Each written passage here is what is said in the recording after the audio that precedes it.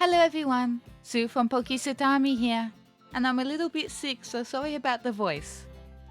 With Part 1, the Teal Mask of the Pokémon Scarlet and Violet DLC, finally released. Part 2, the Indigo Disc, is the next big release that Pokémon fans are looking forward to. Naturally, both speculation and leaks are already spreading around the community. In this video, we will be looking at some Datamine leaks from renowned data miner Matt. Specifically, I'll be translating the Japanese text that appears in these Datamine leaks. As always, it's greatly appreciated if you can like, subscribe, and leave a comment. Be warned though, that this video will contain spoilers. With that being said, let's get on with the video. Following the release of the Teal Mask DLC, it seems like data miner Matt was able to do some digging in the data and found out a lot of interesting but cryptic information. There is a lot to look at, but in this video we will be focusing on the Japanese only, so I do strongly recommend going to Matt's Twitter to find out more info. Let's have a look at the first tweet. These top 4 names here are the Japanese names for the Blueberry Elite Four. Taro is Lacey, Kakisubata is Drayton, Nerine is Amaris, Akamatsu is Crispin. And lastly, this name here is Shiano. This is Cyrano's Japanese name.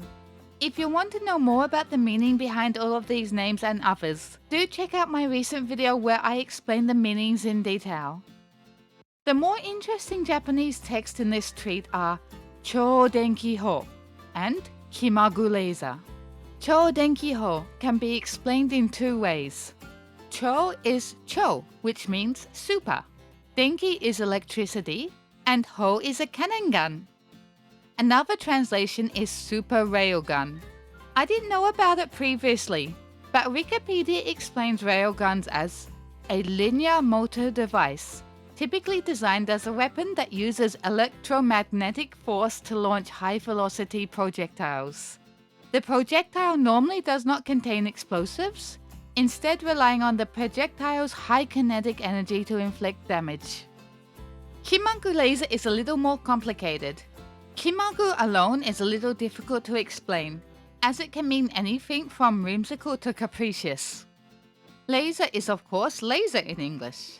The final official English on this will vary depending on the decision made by the localizers. However, an interesting note is that the Japanese for the quirky nature that a Pokemon can have is also Kimagu. And it just so happens that the mount Pokemon, Kiraidon and Miraidon, are locked to have a quirky nature. Lastly, Terraceru is also listed, but it's basically a katakana version of Terra Shell, which will without doubt relate to Terrapagos. So with these names, there was speculation on if they would have something to do with Archelodon or the possible Golurk evolution for Lacey. But we got some extra information from Jan, who translated some information shared by the Chinese Riddler, stating that these are similar to what Ogerpon has in the Teal Mask, and they are for Miraidon and Koraidon. Moving on to the second tweet we will be looking at. The mentioning of zombies alone is interesting, but the Japanese text on this tweet is also very intriguing. Kodai Kame is interesting, as it feels like a near-perfect codename for an already revealed Pokemon. Kodai means ancient. This is also very similar to Koraidon's Korai, which pretty much has the same meaning. This is likely referring to Terrapagos. However, it does strike me as a little odd that the name Kodai Kame is so past-focused when we already have Koraidon representing the past. Moving over to the next text, Doku Taro.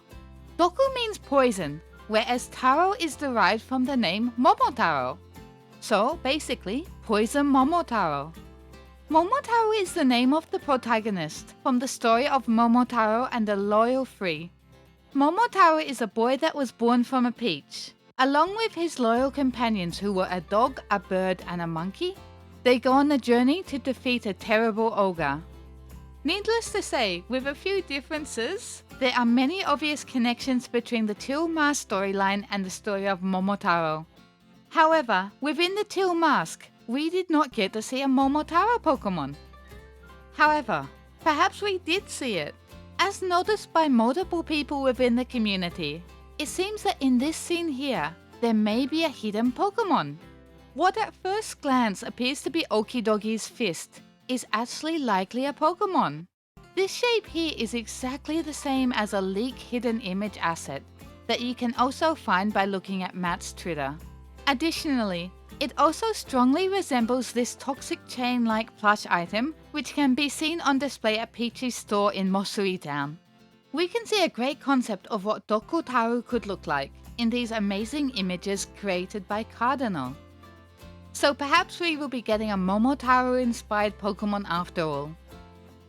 Moving to the next treat. Here we have two Japanese words to look at. Kobai, which means school shop or canteen. So in this case, as it's written BB Kobai, it means that it's likely referring to a Blueberry Academy school shop or canteen. Shihanki. Shihanki comes from the word jihanki, which is a shortened version of the word Jido Hanbaiki, which is a bit of a mouthful, but basically it means vending machine. So this will likely be a vending machine for drinks, vitamins, stat changes, etc. etc. The next treat talks about a new text entry for the chef NPC at the Medali restaurant. The Japanese word here is takara, which means treasure. Given the context, this is likely related to the mysterious new Terra type that we have seen teased in trailers. Also, another connection would be to Terra shards, although in the Japanese version of the game, they are called Terra Pisu, but it's likely just a codename.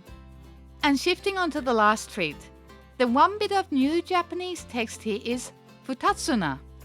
Futatsuna means alias. It's a combination of the words futatsu, meaning two, and namai, meaning name. According to Matt, however, all bosses are prefixed with futatsuna. So in this case it would mean two boss battles against different forms of Terrapagos, and one boss battle against Dokutaro. And that's all we have for this video. Thanks for watching. I hope this video has been helpful and informative in some way. And once again, I'm sorry about my voice, I have a bit of a cold at the moment. But anyway, as always, please be sure to like, subscribe and comment. It really does help a lot. But with all that being said, it's time to say bye bye. Mata ne.